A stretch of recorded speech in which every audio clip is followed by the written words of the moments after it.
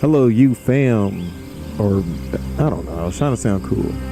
Anyway, what's going on YouTube? It's I, Thomas Boston. The channel for, I can't say that word, but the guy that runs the Homebrew Hub channel. Welcome to the Homebrew Hub channel, where we make homebrews in various trading card games, Magic the Gathering, Yu-Gi-Oh, Digiman, all that good stuff. Vanguard, I said good stuff. And today's video, we're gonna do a good old-fashioned tutorial video on how to play Magic the Gathering Arena, or Magic the Gathering in general. So here we go. So Magic the Gathering, you have the different colors. You have white, you have black, and then you have blue, and then you got red, and then you got green, and then you got colorless. White, black, blue, green, red, and colorless. All of the colors have a specific like aspect to them. It's like a metaphysical, and like it's also plays in part to like how most of the cards function. Black, most cards tag life, or like do things where like you gotta pay life, blah blah blah. But you can like do almost kind of anything representing that whole moving in the shadows. You can do anything you want. You know, like this one, sacrifice a creature, and you get a +1 to killing something to gain power. Black is for killing stuff. Then you got silver for a master, which he's a blue-black, so he's a combination of like blues, like elusiveness, using magic, you know, wisdom, intelligence, air, all of the things associated with blue in the mind and all of that. And you mix that in with blacks, like, you know, cunning and cutthroatness, and like it's reflected he's a freaking ninja, and we know how ninjas get down to use the shadows, blah blah blah. Another perfect example, consider, because it's a blue, the 1-drop. But, you know, look at its card text. Look at the top card of your library. You may put that card into your graveyard. The whole principle of, like, discovery and science and blah, blah, blah, and mystery. And, you know, sometimes some experience work out, some things don't. That sounds like black. I mean, that sounds like blue and red. But that's a whole other thing when you do that with the deck. Then you got your swamps. Now, you have your land cards, which are... Okay, so you got your colors. All right, so we got the colors. I almost jumped ahead. Sorry, Dan. So you got your colors. Now your colors are like the most important part of the game and stuff, because it like designate which card is, what it does. Some cards have multiple colors on them, multiple effects, multiple functions. Some of them are just vanilla big swingy dudes or madams. They don't discriminate. Then you got your land cards, which is your mana. So the way Magic the Gathering works is an economy kind of like based game, but not like Monopoly and that type of jazz. No. What you got here is you have your mana, right? You see, your mana is its own individual card represented as a land card, or the land representing where the energy comes from. Blah blah blah. We draw your power. Yiddy. In my mind, I just imagine like in Dragon Ball Z, you power up in that color. Some people literally imagine like this land showing up, because the whole point of the game is that you're a planeswalker, and you're summoning these constructs from things that you've seen. From your travels as a planeswalker, because you can travel through different dimensions and stuff via your spark, which is like your power source to be able to do that. It's a lot of lore in there and all that, but the lore and stuff plays into the mechanics of the game. I recommend y'all looking at Spice A Red channel. He like breaks that stuff like all the way down for like a long fucking time. But anyway, back to mana and like mana pool, blah blah blah. Anyway, I don't know why I said blah blah blah. That was weird. But so you have your black mana now.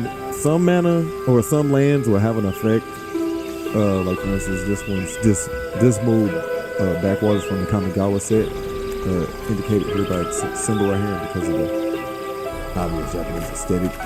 And wait a minute, this is okay. It's a game. Yeah, that's better. So remember to have fun. So like for instance, I don't know why they intertap. I gotta look up the mechanical lore reason why that even happens, but. You see, this is a mana, so it account for either blue or black mana, as indicated by the colors on the card with the split and stuff. But also, with the effect, when it enters the battlefield, it immediately gains 1 life. So, you start off with 1 life too, by the way. It's like in Yu-Gi-Oh! We got 2,000 life points. With Magic, got 20.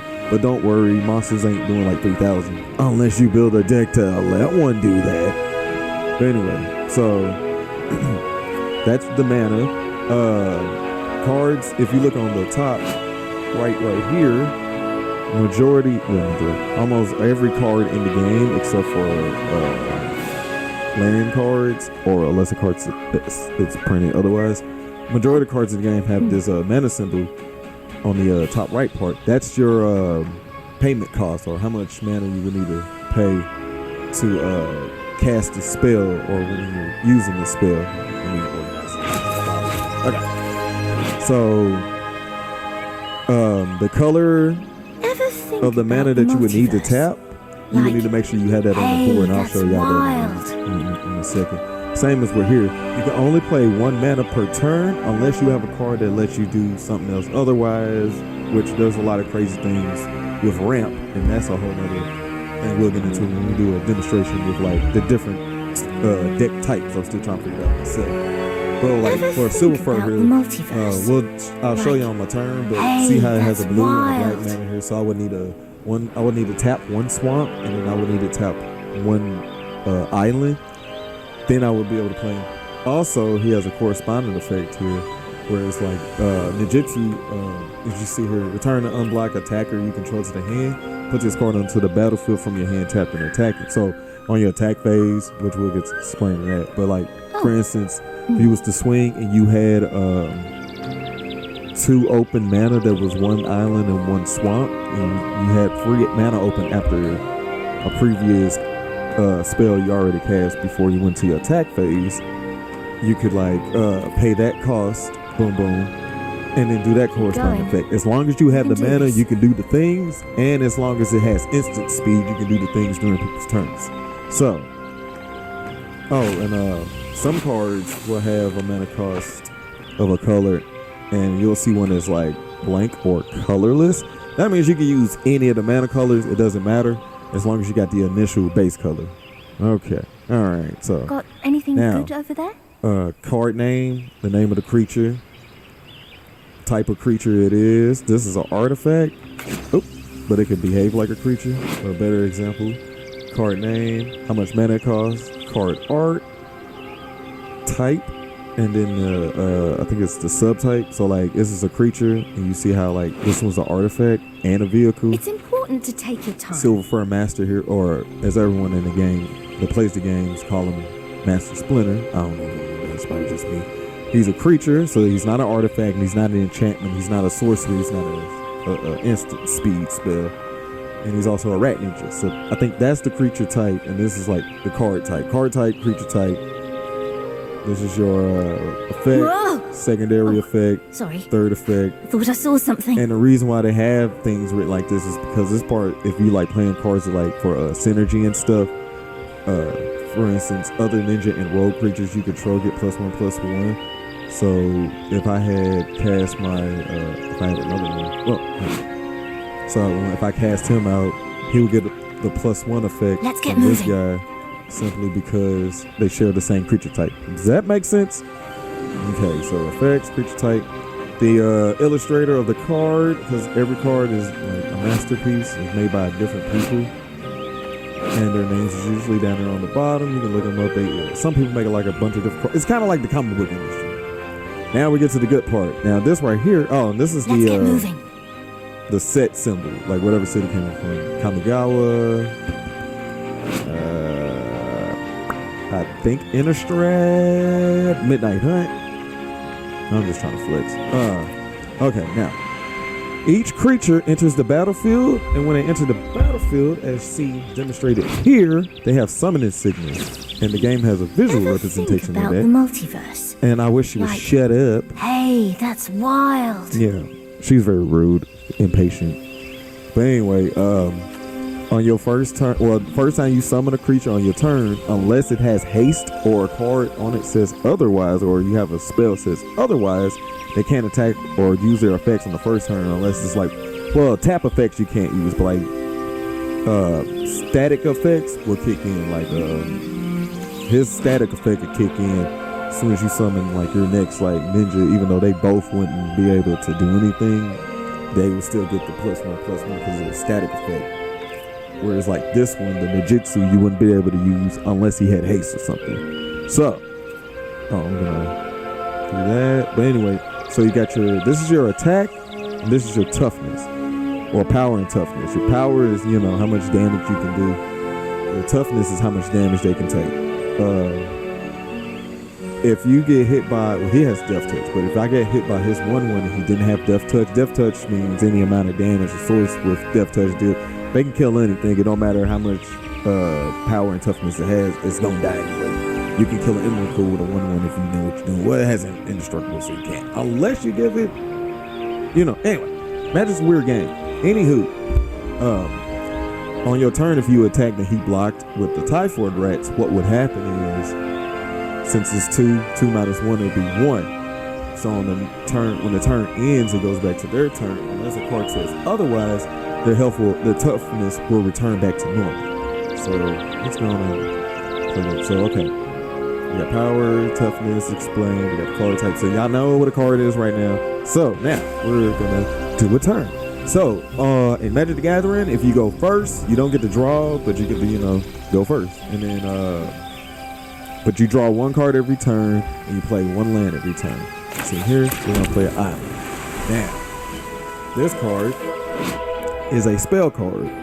Spell cards, is for those who play Yu-Gi-Oh, know that certain cards have an indication on them called instant speed. And this card is called an instant. Instants can be played at any point on the turns, on the stack, whenever, if you have the mana for it. So, that's pretty self-explanatory. They usually have effects. Same thing as the creature cards, except for power and toughness, but like artist, name, blah, and then what type it is.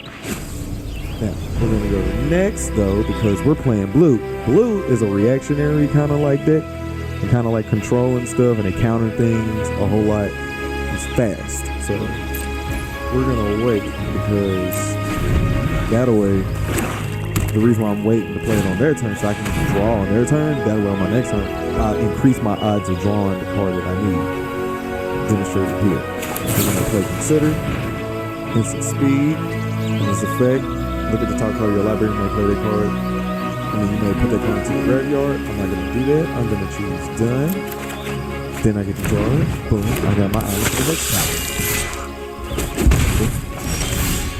Now, we're going to slide this over here. I like to organize my cards because it makes it easier to read. Because you want to read your cards. You always want to read your opponent's cards if you don't remember what's going on. So it helps to pay attention to the board. Also, another trick I like to do is paying attention to their mana source and how many cards they have in hand. Which in Magic go in, they show you here and you hover over it. Which another thing too, if you right click, pull your cards up and stuff. Anyway, now we're gonna play a swamp. So now we have 1 blue, 1 black. So we can cast Mukutai, Soul Ripper, Stripper, Big Ripper, or a Silver Master. So what we're gonna do is on the board, I'm going to cast Silver Master, and since I don't have enough mana to use this Magicsu ability, well, since nobody's attacking, we're going to pick the regular one. Boom, summon the sickness, and turn ends. If I had enough mana, I could probably do something. I got 2 4 drops. When we say drops, that means like how much mana it costs. But we got 2 here. See, now he's going into the swing. I'm not going to block it. Your life in Magic the Gathering is also a resource. Remember that, especially those who play black and white. It's freaking life source. If you're playing blue or anything else, you're fighting for your life. So we're gonna play a swamp here now. Let's see.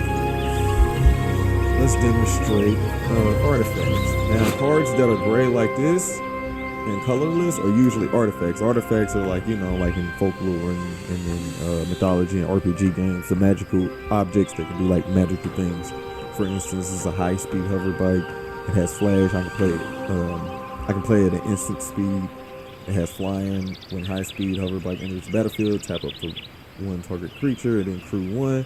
Crew just means that you tap one of your creatures, and it'll take the place of them. So like you could tap 2 1/1s, and like you get you a flying 2/2 on the field, untapped.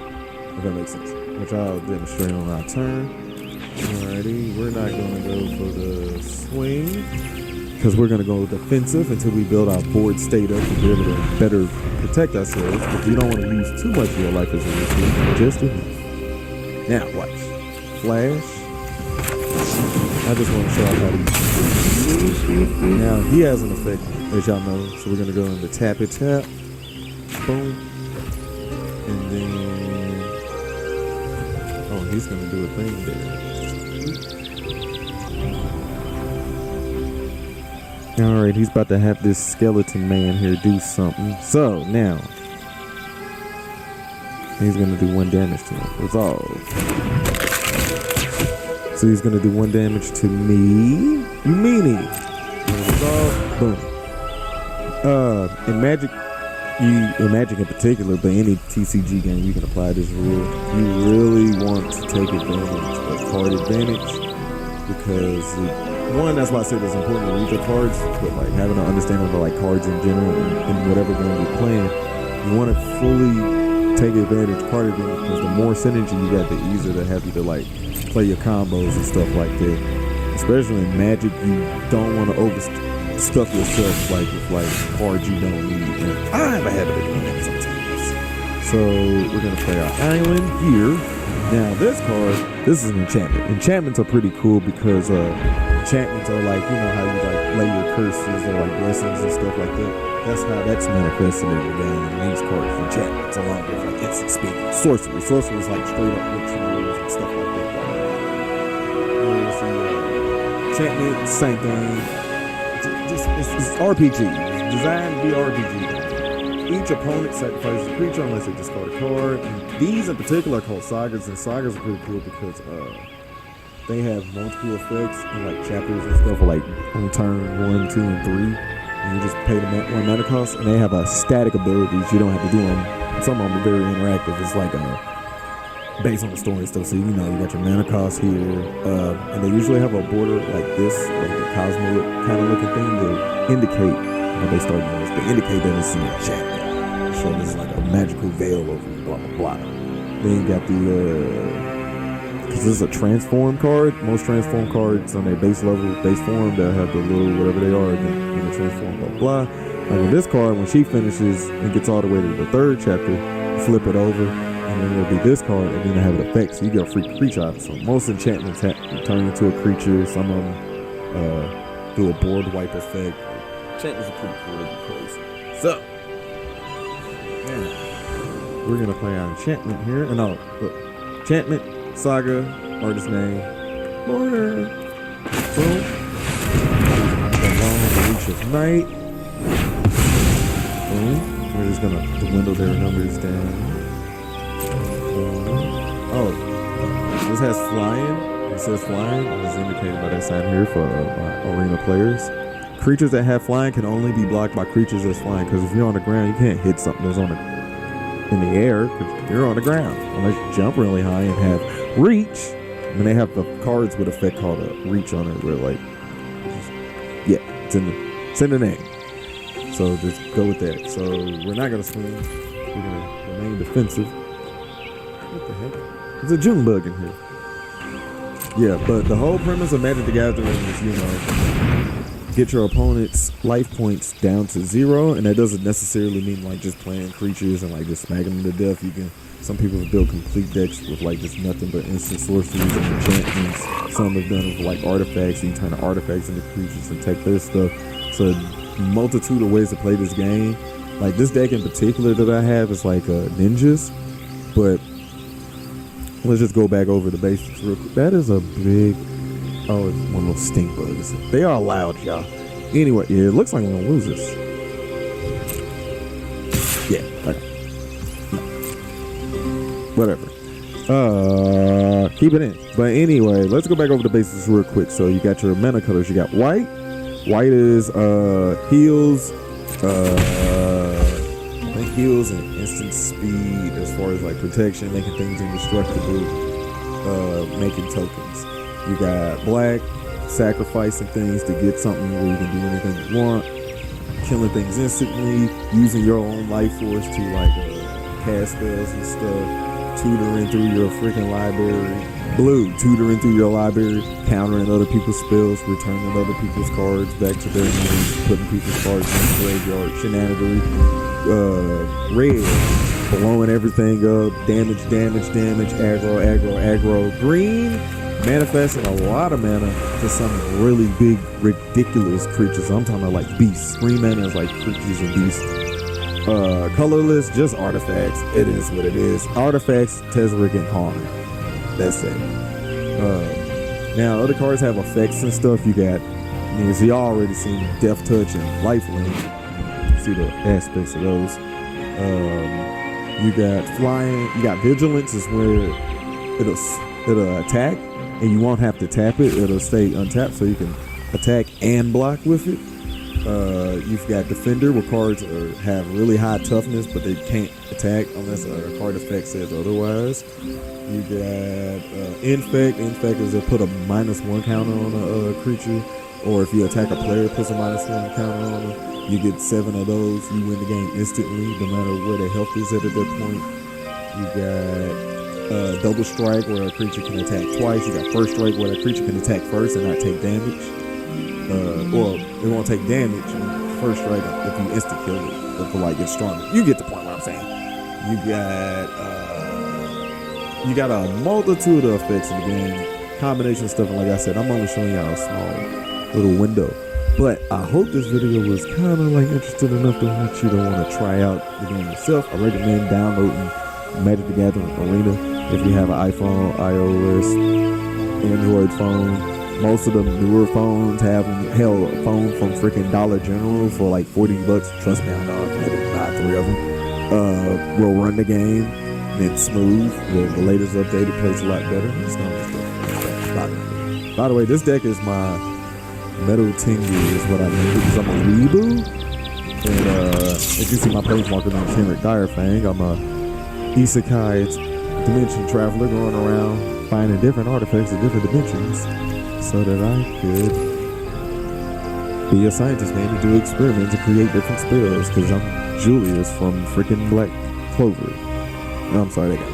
But anyway, I hope this video helps. I hope you all enjoyed everything. I hope you learned a lot. I hope you want to go out and try it on your own. I recommend, again, playing Magic the Gathering Arena. You can download it on PC. It's not on console, unfortunately. They need to make it on there. Be sure to hit the like and subscribe button. Thank you for sitting here listening to me run my lip. Have a great evening. It's the Homebrew Hub.